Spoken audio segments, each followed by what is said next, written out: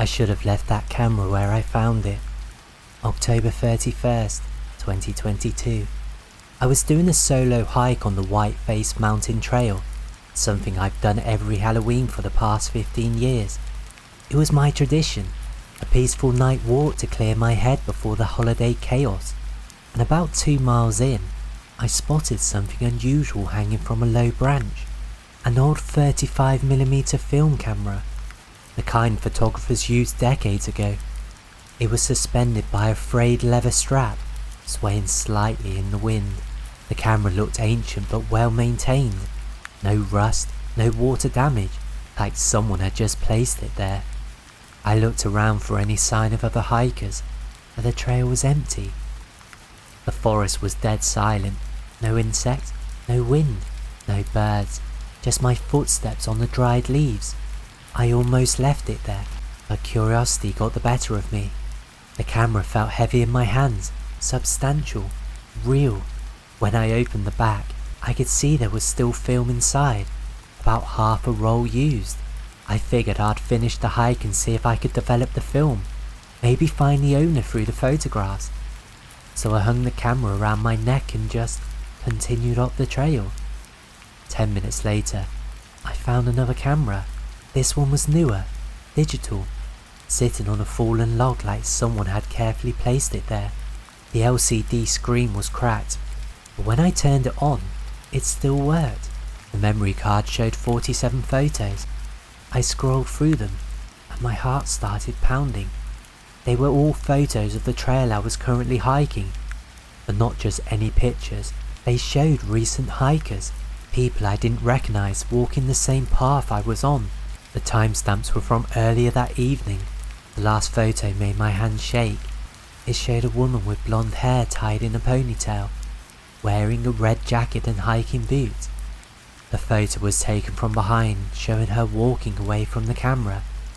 I was wearing a red jacket. My blonde hair was in a ponytail, but the timestamp on the photo was from 2 hours in the future. I looked around frantically, but saw no one, no photographer, no other hikers, just trees and darkness beyond my flashlight beam.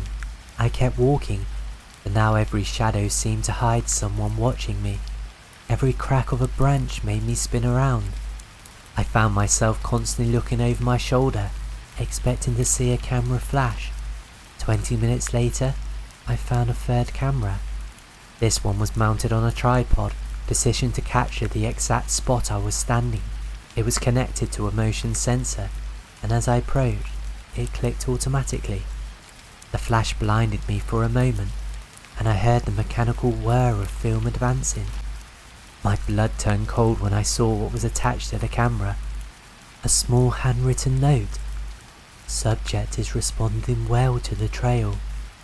Continue documentation. Below that, in different handwriting. Photo series, the Halloween hiker. Final shots needed for completion. I ripped the note down and backed away from the camera, as I could hear more clicking sounds coming from the darkness around me. Multiple cameras, all taking photos. The flashes created a strobe effect through the trees, like being in a disco made of nightmares. I ran faster than I ever ran in my life, but the clicking sounds followed me. Camera shutters firing in sequence, like a countdown. Flash after flash lighting up the forest around me, revealing glimpses of figures moving between the trees, always just out of clear sight, always carrying cameras. Every 100 yards, I found another camera. Some were hidden in tree hollows, others mounted on branches, all pointed at the trail, all waiting for me to pass by. Each one took my photo as I ran past, the flashes turning my panicked escape into a horrific photo shoot. I made it back to the parking lot, gasping and shaking. My car was the only one there, just like when I had arrived. The tape to my windshield was a manila envelope. Inside were dozens of developed photographs, all of me. Pictures of me hiking that night, but always pictures I knew had never been taken. Me sleeping in my bed, me at work, me grocery shopping. Some of the photos were clearly taken from inside my home, showing me from angles that should have been impossible. The final photo in the stack was the most disturbing. It showed me standing in my current position, looking at the photographs. The timestamp showed it was taken 30 seconds in the future. I looked up from the photo, and that's when I heard it. The unmistakable sound of a camera shutter clicking, very close by. I never found out who was taking those photos, but every few weeks I find new photos slipped under my door.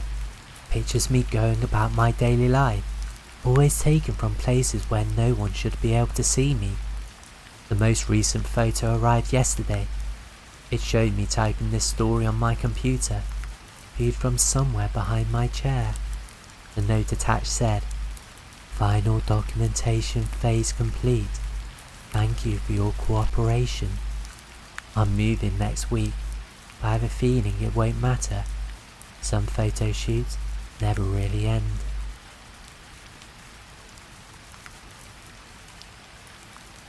I've been hiking for 15 years, so when I say something was wrong with that trail, you need to believe me.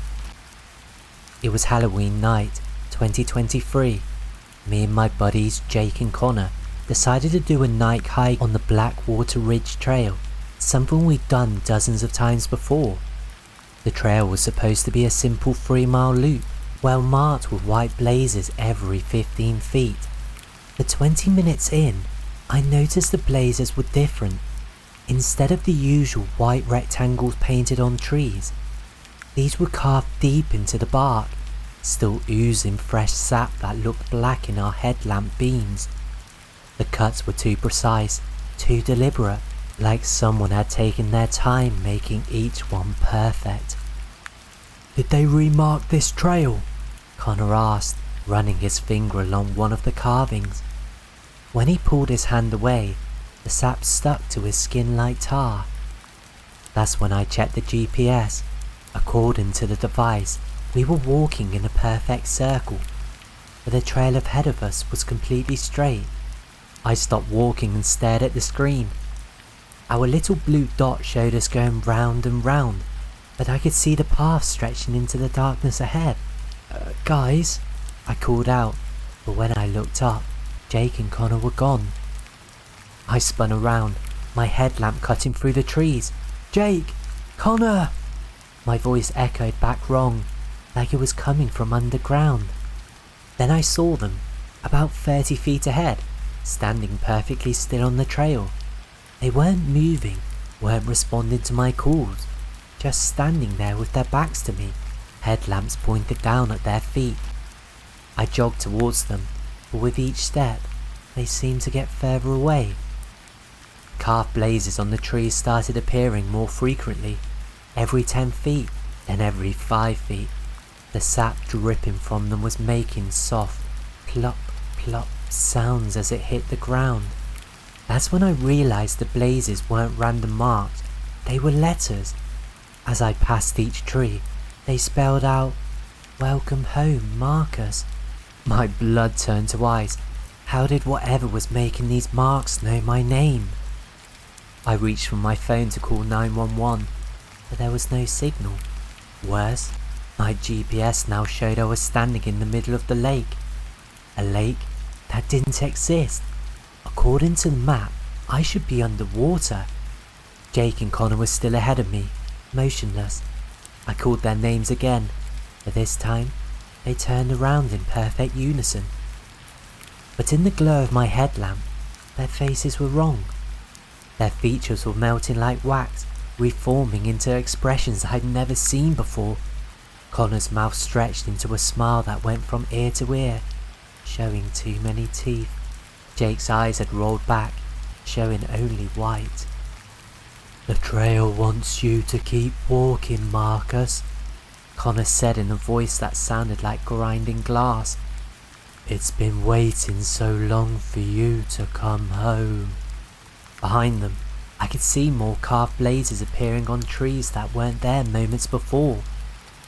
The letters continued, "You belong here now." I turned and ran back the way we came, but the trail behind me was different now. the path carved into directions that made no sense, leading uphill and downhill at the same time. The tree branches reached down like gnarled fingers, catching my clothes, scratching my face. Every tree I passed had a fresh carving, still bleeding sap. Running won't help. I could hear footsteps behind me, not the footsteps of my friends, but something heavier, something that dragged with each step, the sound of dead leaves being pulled along the ground. My headlights started flickering, and in the moments of darkness between flashes, I could see other shapes moving between the trees, dozens of them, all following the same trail, all walking towards the same destination. I ran for what felt like hours until I finally broke through the tree line and found the parking lot. Our car was there, but Jake and Connor weren't. I called the police, search and rescue, everyone. They found no trace of my friends. But here's what really made my skin crawl. When the search team checked Blackwater Ridge Trail the next morning, there were no carved blazes anywhere, just the regular white painted markers we'd always known. But I know what I saw, and sometimes, late at night, I still get text messages from Jake and Connor's phone. They're always the same message. The tree line is here, Marcus. Come back and finish the walk. I've changed my number 3 times, but the messages keep coming.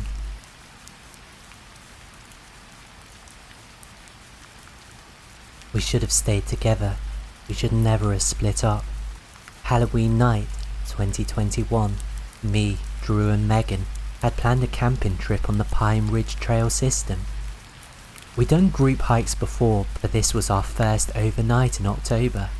We thought it'd be fun to camp under the Halloween moon. Around 7 PM, we reached a trail junction where 3 paths diverged.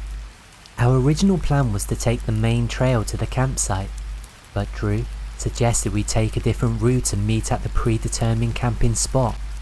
It'll be like a race, he said. Whoever gets there first sets up the fire. It seemed harmless enough. All 3 trails were marked on our map, and they all led to the same clearing about 2 miles ahead. We agreed to meet there by 9 PM. I took the middle trail, Megan took the left, and Drew took the right.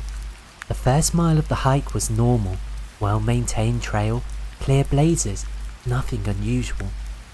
But as I got deeper into the woods, I started noticing things that bothered me. The trees seemed to be growing closer together, creating a tunnel effect. My flashlight beam didn't penetrate as far as it should have, and there was a smell, something sweet and rotting, like fruit left out too long in the sun. I reached the campsite at 8:45 PM. Megan was already there, sitting by a small fire she'd built. She looked up when she heard me approach, and something was off about her expression. She smiled, but it didn't reach her eyes. Hey, she said in a voice that sounded like Megan but felt wrong somehow. How was your trail? Fine, I replied, dropping my pack. Where's Drew? He'll be here soon, she said, still wearing the strange smile. He's always been the slowest hiker. That wasn't true. Drew was actually the fastest hiker in our group, always arriving first. But I didn't say anything. We sat by the fire making small talk, and Megan kept saying things that just didn't make sense. I remember she mentioned conversations we'd never had, referenced trips we'd never taken together. When I pointed this out, she just laughed and said, "Oh, you know me, always mixing up my memories." Drew arrived at 9:30 PM, emerging from the darkness beyond the firelight. But something was wrong with him too. He moved differently, more carefully, like he was concentrating on each step. His voice sounded right, but his mannerisms were all wrong.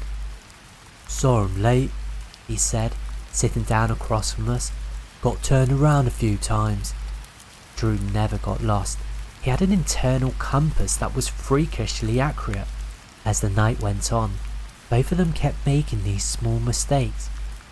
Megan forgot she was allergic to shellfish, something that has been a running joke in our group for years. Drew couldn't even remember the name of his own dog, and they kept asking me questions about myself, basic things they should have known. "What's your middle name again?" Megan asked. "Where did you grow up?" Drew wanted to know. "What's your biggest fear?" I started paying closer attention to their behaviour. Megan kept touching her face like she was checking to make sure it was still there. Drew's eyes never seemed to blink at the same time, first the left eye, then the right, in a strange rhythm. Around midnight, I excused myself to use the bathroom and walked a short distance into the woods. When I came back, I could hear them talking in low voices by the fire. "Think we're doing well," Megan was saying. "The mannerisms are difficult," Drew replied. "Humans are more complex than we anticipated." "Practice makes perfect. We'll get better at being them." My blood turned to ice. I crept closer, staying hidden behind the trees. "What about the real ones?" Megan asked. "Still where we left them. Still, though, I don't think they have much time left. The transformation process is taxing." I backed away slowly, trying not to make any noise. Whatever was sitting by my campfire, wearing my friends' faces, discussing my friends like they were costumes that had been discarded. I needed to find the real Drew and Megan. I needed to find them before it was too late. I snuck away from the campsite and started checking the other trails, looking for any sign of where my real friends might be. About half a mile down Drew's trail, I found his backpack abandoned by the side of the path. His water bottle was there, his snacks, his map, everything except Drew. But there were drag marks in the dirt leading off the trail into thick underbrush. I followed the marks with my flashlight, pushing through thorny bushes and fallen branches. The drag marks led to a small clearing where I found something that made me sick to my stomach. There was a shallow pit in the ground, and in it were Drew and Megan. They were unconscious but breathing, their faces pale and gaunt like something had been slowly draining the life out of them. But the worst part was that they looked faded, like photocopies of themselves but less vibrant than they should be. As I bent down to wake them, I heard footsteps behind me. I turned around to see fake Drew and fake Megan standing at the edge of the clearing. In the moonlight, their faces were shifting and rippling like water disturbed by wind. "You shouldn't have come looking," fake Megan said, her voice now completely different, deeper, older, inhuman. "We were having such fun time pretending to be your friends," fake Drew added. "But now the game is over." I helped the real Drew and Megan to their feet. They were weak, barely conscious, but alive. We ran through the forest, crashing through the underbrush, while behind us I could hear laughter that didn't sound human at all. We made it to our car and drove straight to the hospital. Drew and Megan spent 3 days recovering, though they never remembered what happened to them after splitting up on the trails. But here's what still haunts me. When we got home and looked at the photos from our camping trip, the pictures we'd taken earlier that day showed 4 people instead of 3. In every photo, there was someone standing just behind us, just out of focus, wearing faces that looked almost like ours but not quite right.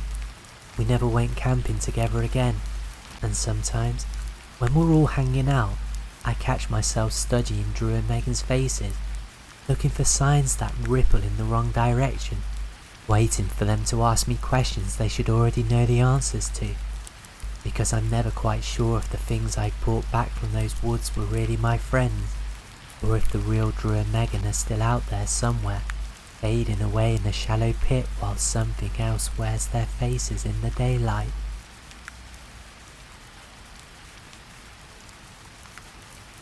I've hiked every trail in the Adirondacks. I know them like the layout of my own house. So when I found a trail that didn't exist the day before, I should have turned around immediately. Halloween morning, 2020. I was doing my usual solo hike on Mount Marcy, a route I'd taken at least 50 times over the years. I knew every turn, every landmark, every tree that had fallen across the path in the past decade. But about 3 miles up, I noticed something new.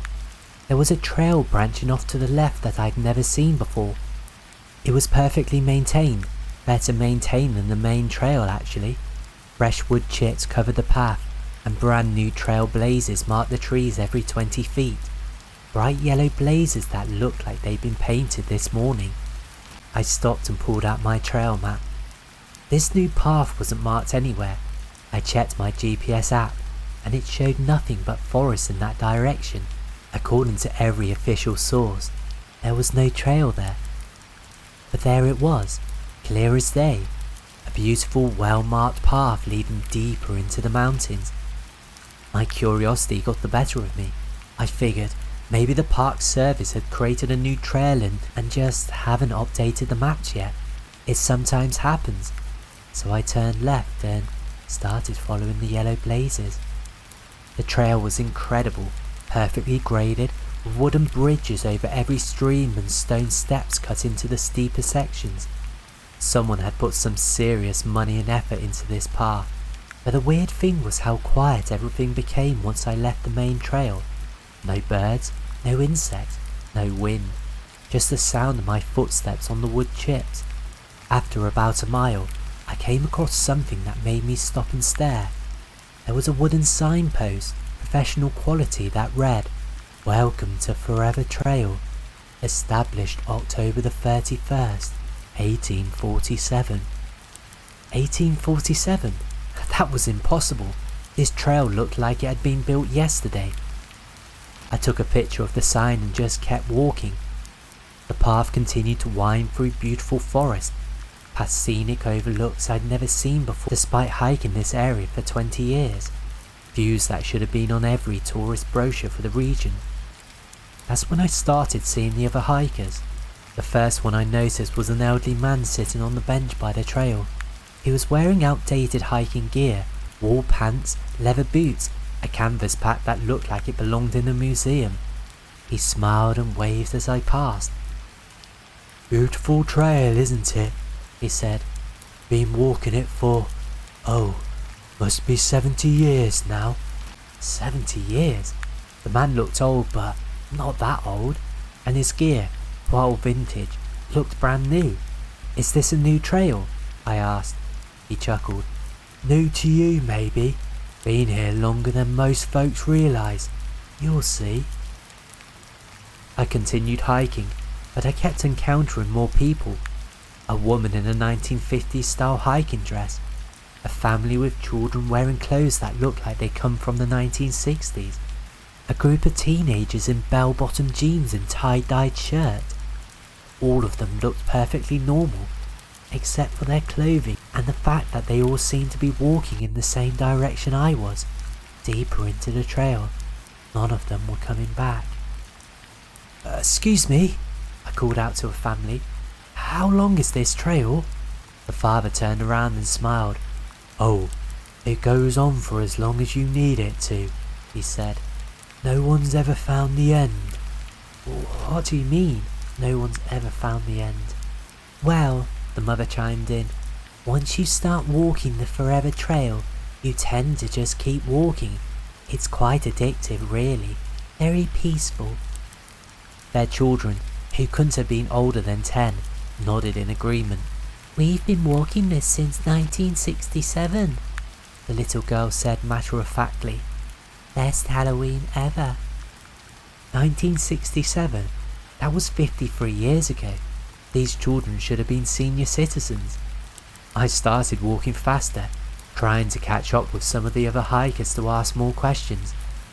But no matter how fast I moved, they always seemed to stay the same distance ahead of me, and behind me, I could hear more footsteps joining the trail. When I looked back, I saw more hikers emerging from side paths that hadn't been there moments before, all of them wearing clothes from different decades, all of them walking in the same direction, all of them smiling. The trail began to descend into a larger clearing, and that's when I saw them. Hundreds of hikers, maybe thousands, all gathered in a massive meadow that couldn't possibly exist in this part of the mountains. They were from every era, Victorian era explorers in proper walking attire, 1920s adventurers with canvas packs, modern hikers with high-tech gear, but they were all just standing there, facing the same direction, looking towards the far end of the clearing where the trail continued into the forest. "Welcome," said a voice behind me. I turned to see an elderly man from the bench. "You're just in time for the evening gathering." "What is this place?" I asked. "This is where the Forever Trail leads," he said. "Every Halloween, the trail appears to new hikers. Those who choose to follow it join us here. We're all still hiking, you see, just differently than we used to." I looked around at all the faces in the crowd. They were all peaceful, content, and there was something wrong with their eyes. They were too bright, too fixed. They looked like they were looking at something wonderful that I just couldn't see. "I need to go back," I said. "Oh, you can't go back," the old man said, still smiling. "The trail only goes forward. That's why it's called the Forever Trail. Once you start walking, you keep walking." I turned around and he was right. The trail behind me was gone. There was just dense forest, no path, no way back to where I'd come from. "Don't worry," he continued. "It's quite pleasant here. We have hikers from every decade since 1847. So many stories to share. So many miles to walk together." I ran towards the tree line, pushing through the crowd of impossibly calm hikers. I crashed through the underbrush, branches tearing at my clothes, until I finally found what I hoped was the main trail. I ran for miles, not stopping until I reached the parking lot. My car was there, covered in leaves like it had been sitting for weeks instead of hours. When I got home, I immediately looked up information about trails in that area. I searched historical records, old maps, everything I could find. There was no record of any trail being built in 1847, but I did find something disturbing in the local newspaper archives.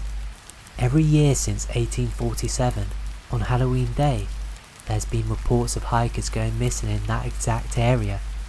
Always experienced hikers who knew the trails well. Always people who were found days later, confused and disorientated, claiming they'd been following a trail that just didn't appear on any map.